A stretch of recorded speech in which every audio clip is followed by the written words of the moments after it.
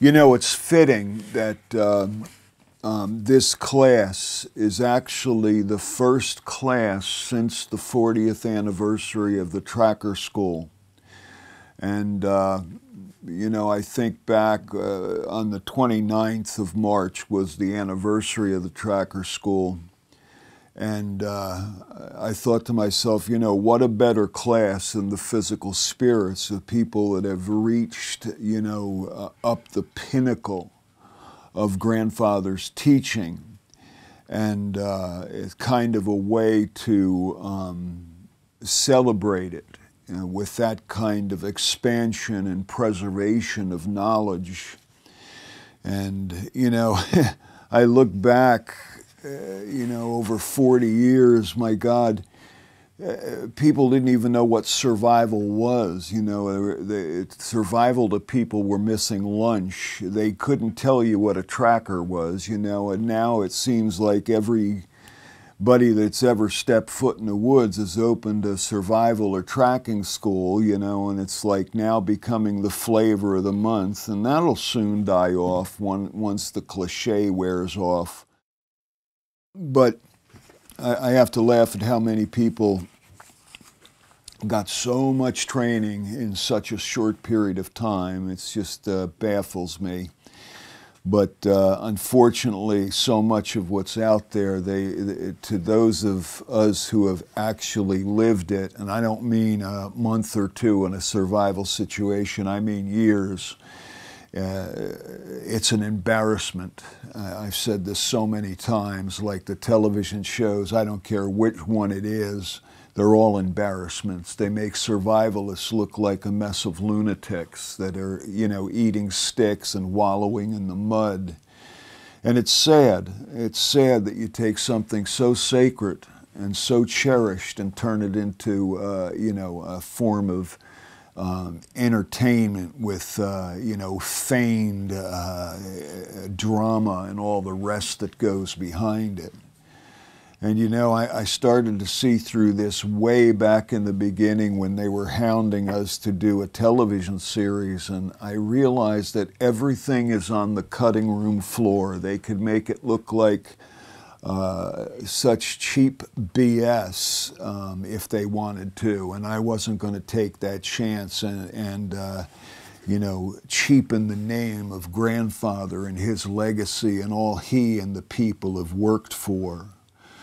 But, you know, I've been thinking about it. A lot of people that are close to me have been talking to me about possibly completely retiring, shutting down everything.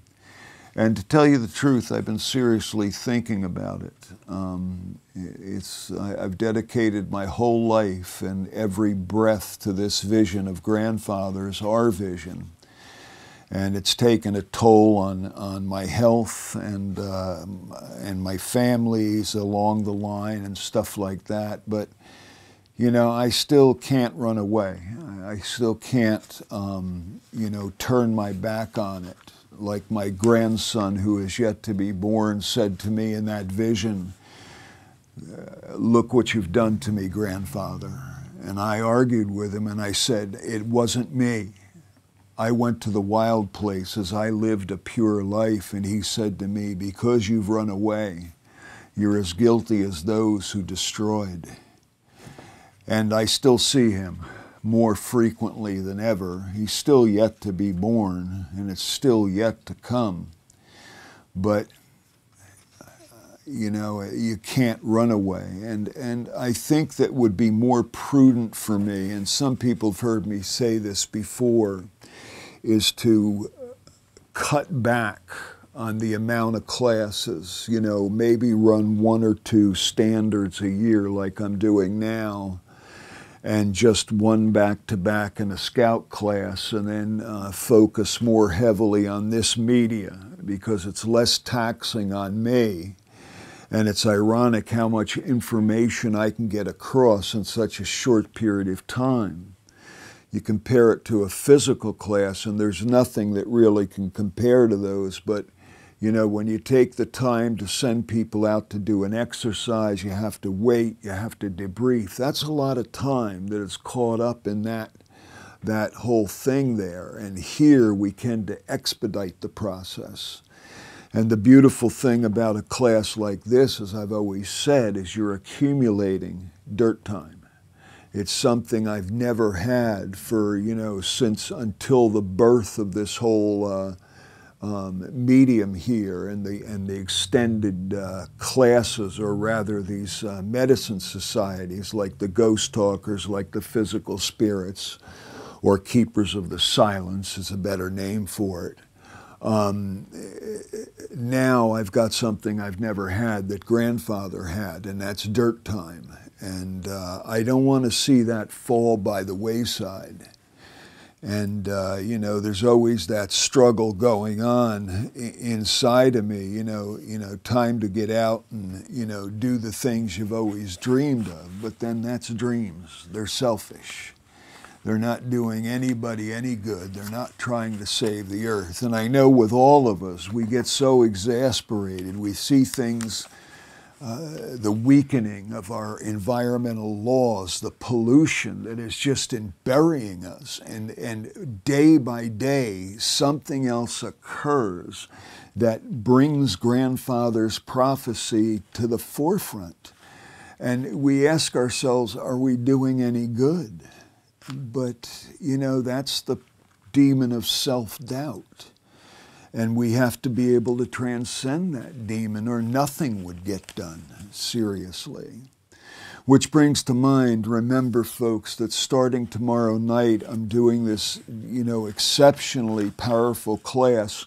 I got the idea for it years ago, but when I had such a success with the class on defeating the demon of distraction, which is huge. And I was able to take people in that class to really open their eyes and defeat that one thing in their lives that has so often beaten them. I decided, well, let's take this further. And that's what we're doing next week, is that we're going into the 7 most prominent demons. And it's not going to stop there. We're going to keep going with it because there's a lot more that's hidden. But it starts off with the demon of distraction. I will cover that briefly because I've already done a class on it, but I'm going to cover some elements that I hadn't covered. And then I'm going to go into, of course, the self-doubt, the temptation, and things like that, and what grandfather in the lineage said are our 7 most powerful demons, and that we have to transcend in order to get on with the vision and becoming the person we want to become.